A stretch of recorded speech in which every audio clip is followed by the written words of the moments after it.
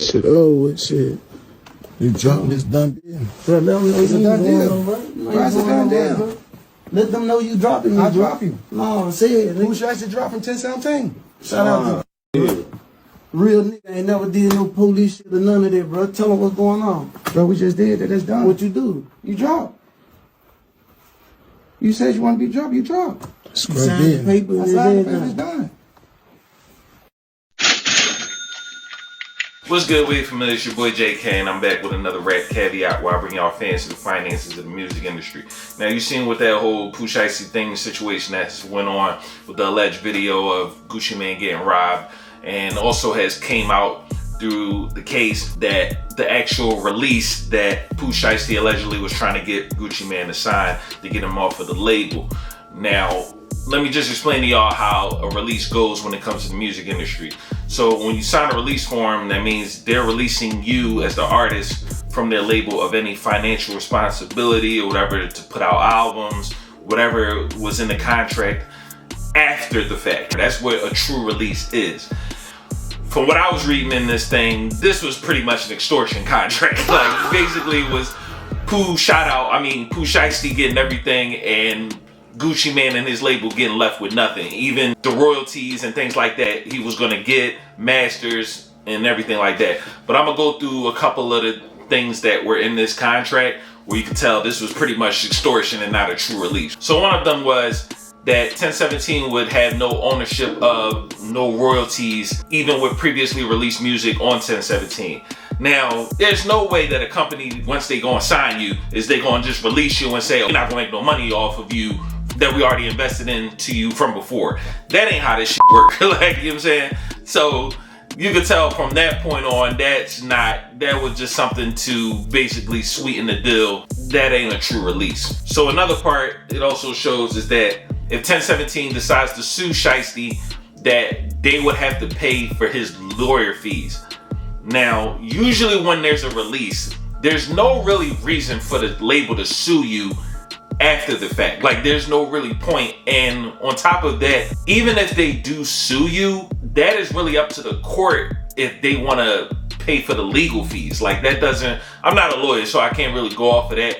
But once you get released from a record contract, there's no really reason for them to sue you after the fact.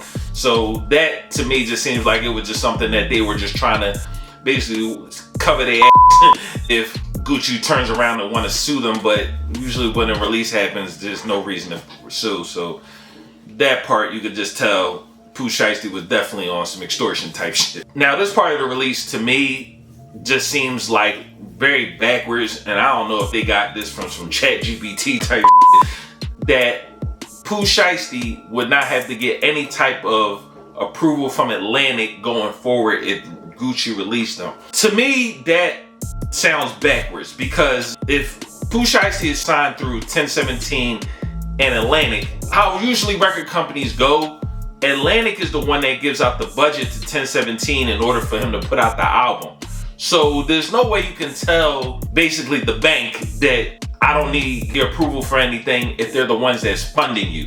That don't make no sense. So that part to me just seems like whoever put that in there doesn't know nothing about the rap industry.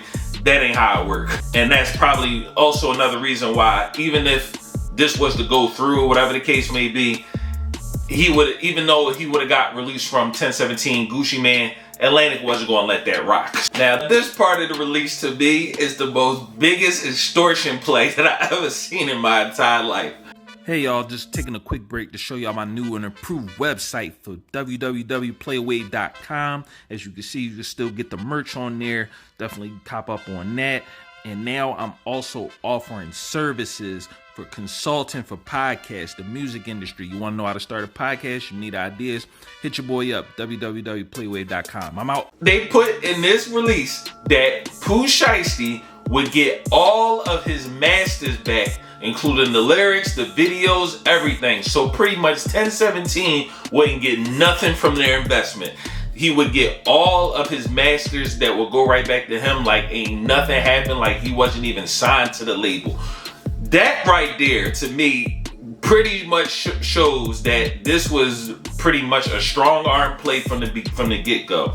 There ain't no way that a label is going to give you all your masters back if that wasn't already in the contract, or if you didn't sell enough to recoup, or whatever the case may be that you would have had to do to get your masters back. Labels aren't in the business of just giving you an asset that they're going to make in perpetuity, meaning forever.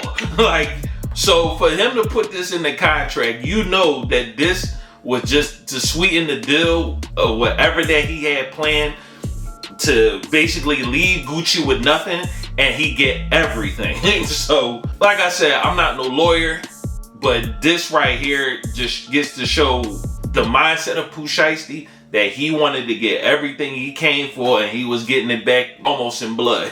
So, just like the song said. But these are the things where I noticed in the release that when it comes to labels, they're not gonna go for this. Like, at all. Like, this is nothing.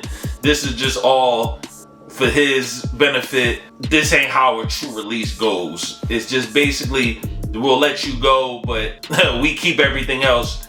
This was the reverse. It's you letting me go and I'm keeping everything as the artist. But this usually ain't how it goes. But that's all I have on it. Let me know how y'all feel in the comments. Like, comment, subscribe to the channel, man. Follow me at the socials up top. Go on the website, playaway.com. Go cop some merch if you're looking to start a podcast. If you need some information on the music industry, your boy does consulting. Definitely hit your boy up. Until next time, your boy is out. Know that.